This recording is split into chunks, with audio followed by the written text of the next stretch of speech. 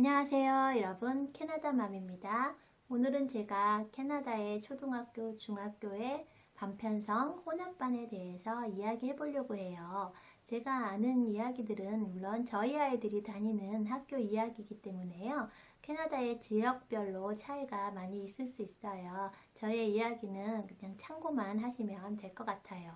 캐나다에는 혼합반이 있더라고요. 혼합반은 뭐냐면요. 학년이 섞여서 있는 반을 말해요. 1학년, 1학년, 2학년 반 이런 식으로 중간에 자기 학년만 있는 반도 있고 또 다른 학년과 섞여서 하는 반이 존재하더라고요. 그래서 수업은 어떻게 하는지 보니까 아무래도 저희 아이는 4학년, 5학년 반에 들어갔었는데요. 이제 5학년 친구들이 처음으로 악기를 들어갔잖아요. 그래서 악기를 하러 전부 음악실로 이동을 하고 나면 남아있는 4학년 친구들은 또 4학년에 맞는 수업을 받는다고 하고요. 물론 악기 하는 것이 전부 필수가 아니기 때문에 신청하지 않은 아이들은 하지 않아도 돼요. 그런 아이들은 선생님께서 또 다른 독서라든지 문제집 이런 또 다른 거를 할 수 있게 제시를 해주기 때문에 수업하는 데에는 별로 무리가 없고요. 그런 식으로 서로 나눠서 하는 수업에는 나눠서 하고 같이 할 수 있는 수업은 같이 하면서 생활을 해 나간다고 그래요. 수학 같은 경우는 그런데 개인의 실력에 따라서 전부 문제집이 틀리더라고요. 그래서 바로 작게 문제집도 나오고는 틀린 경우가 많아서 문제를 풀다 보면 아이들이 서로서로 이야기하면서 내가 몰랐던 것도 가르쳐주고 또 서로 얘기하고 가르쳐주면서 그렇게 알아내는 경우도 많이 있는 것 같아요. 물론 한국 어머님들께서 말씀하시기를 캐나다 이 초등학교의 수업은 한국보다는 2년 정도 좀 늦은 것 같다고 하시더라고요. 그래서 한국 아이들은 굉장히 난이도가 쉽게 느껴지는 경우가 많다고 그래요. 어떻게 보면 유학생한테는 조금 나은 일일 수도 있죠. 영어를 잘 못하는데 너무 어려운 수업을 한다면 조금 더 힘들 수 있을 텐데 아무래도 수업은 그렇게 크게 어렵지 않기 때문에 아이들이 적응하는 데는 어떻게 보면 좀 좋은 점인 것 같아요. 그리고 저희 큰아이 중학생의 경우도요. 6학년, 7학년 반에서 공부를 하고 있는데요. 7학년 아이들이 밴드부 활동을 가고 나면 또 6학년 만에 또 6학년 수업을 하고요. 또 바로 반대로도 하고 이런 식으로 선생님께서 수업을 조절을 잘 하셔서 함께 생활하는 데 거의 무리는 없다고 하더라고요. 그리고 이제 학교에서는 항상 부모님과 대화를 하시는 거를 좋아하시기 때문에 어떤 의견이 계시거나 아이에 대해서 할 얘기 있으면 언제든지 학교하고 통화할 수 있으시고요. 근데 불쑥불쑥 학교로 찾아가시는 거는 안 되시고요. 미리 선생님과 만나고 싶으신 분은 약속을 잡으셔야 되고요. 대부분은 학기 초에 1년 동안 쓸 우리나라의 알림장 같은 거를 나눠주세요. 그래서 매일매일 그곳에 선생님께서 과제도 써주시고, 이제 아이가 쓰죠. 아이가 알림장을 써오면 선생님께서 사인을 해서 집으로 보내주시는데요.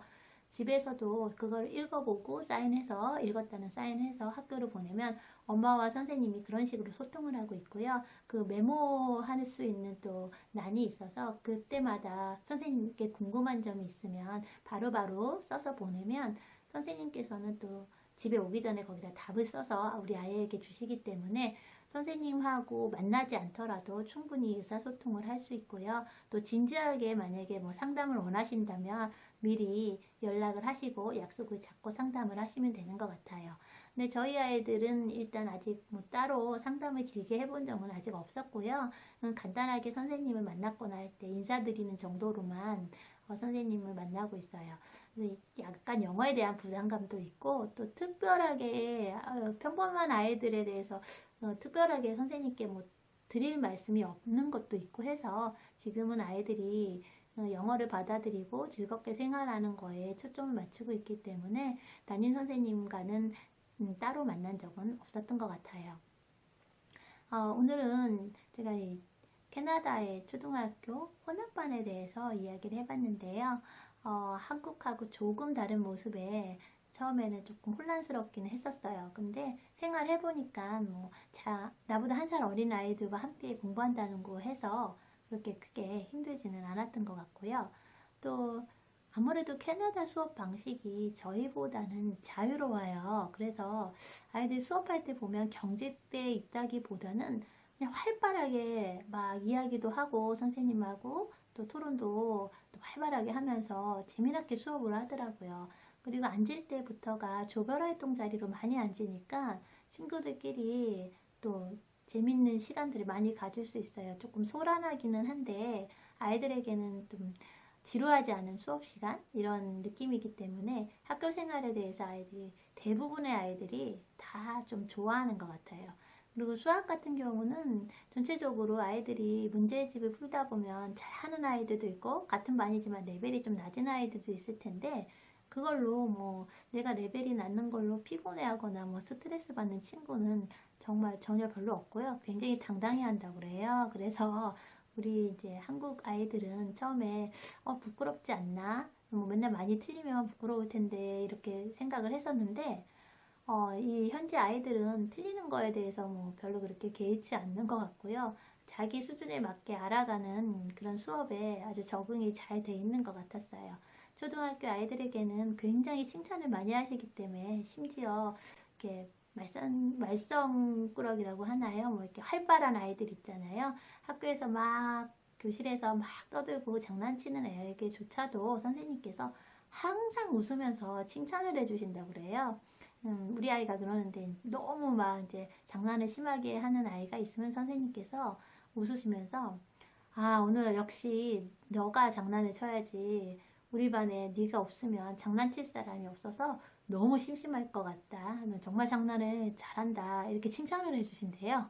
그러니까 이제 그 아이가 약간 머쓱해서 스스로 좀 얌전해진다든가 이런 방법을 쓰고 있다고 그러더라고요. 그리고 또 선생님께서 절대 추궁하시거나 무섭게 하지 않기 때문에 아이들은 조금 선생님을 어려워하지 않고 마치 내 친구에게 대하듯이 쉬는 시간에 여자 친구들 같은 경우는 선생님한테 다가가서 막 가서 선생님들한테 안기고 막 그러는 아이들도 있다고 그래요. 저희 아이들은 남자아이들이었기 때문에 뭐 선생님한테 아이들이 가서 막 그러는 걸 보고 처음에는 깜짝 놀랐다고 그러더라고요. 선생님들도 다 이뻐하시고 아이들을 좋아서 이렇게 선생님을 하시는 분들이 많기 때문에 초등학교, 중학교 생활에는 정말 별 어려움이 없는 것 같아요. 그리고 좀 또 특이한 거는요. 선생님들께서는 저희처럼 학년이 바뀔 때 학년 따라서 올라가시거나 내려가시지 않고 본인이 하시던 반을 본인이 원하시면 계속 하실 수 있는가 봐요. 그래서 그 교실에서 계속 계시는 거예요. 그러니까 저희 아이가 작년 교실에서 이제 자기는 학년이 올라갔지만 선생님이 또 작년 교실에 그대로 다시 올라온 친구들을 가리킨다고 하더라고요. 그래서 선생님들께서 같이 학년 올라가는 그런 거보다는 계속 3학년이면 3학년을 뭐 몇 년째 하신 선생님, 5학년을 몇 년째 하신 선생님 이렇게 계셔서 그 교실에 또 익숙하잖아요. 아이들이 이제 한 학년 올라갔어도 자기 옛날 선생님이 보고 싶으면 그 교실에 가면 거기서 선생님을 만날 수 있고 이런 일들이 있나 봐요. 그래서 오며 가며 작년 선생님, 재작년 선생님 이렇게 만나면서 친구들이 선생님과 좀 더 친밀하게 이렇게 지내는 걸 보니까 어떻게 보면 조금 좋은 것 같기도 하고 어떻게 보면 선생님들이 좀 힘드시지 않을까라는 생각도 하게 되었었습니다. 오늘은 제가 여기까지 이야기하고요. 또 혹시라도 궁금한 점이 있으시면 문의 주시면 감사하겠고요. 항상 건강하시고 오늘도 좋은 하루 되세요. 감사합니다.